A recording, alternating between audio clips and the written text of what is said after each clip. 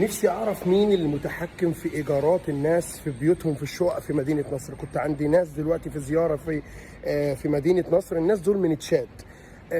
فالكلام جاب بعضه، فبتكلم معاهم بقول لهم انتوا واخدين هنا في العماره دي الايجار بكام؟ بتقول لي ب 60,000. انتوا متخيلين الرقم كام؟ قلت لها يعني 60,000 دول في 6 شهور ولا في سنه ولا ايه؟ قالت لي 60,000 جنيه في الشهر. قلت لها معقوله؟ ايجار وصل في مدينه نصر ل 60,000 جنيه؟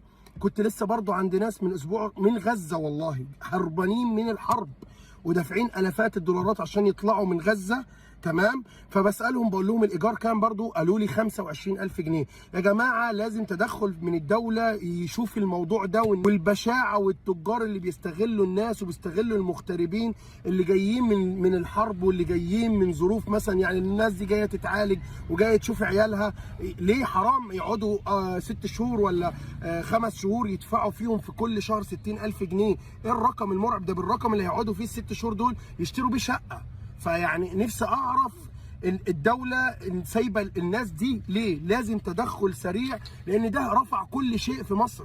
الاجانب اللي موجودين عندنا هنا لما بياخدوا بالايجار ده بيولع الدنيا اكتر علينا احنا كمصريين.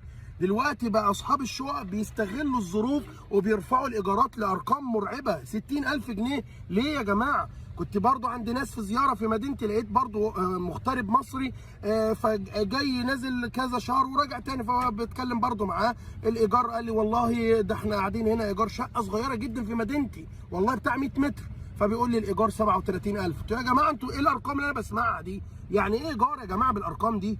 فيا ريت يا ريت يا ريت تدخل سريع من سياده رئيس الوزراء، انه يشوف جشع التجار واصحاب الشقق في تاجير الشقق بالارقام المرعبه دي. حسبنا الله ونعم الوكيل.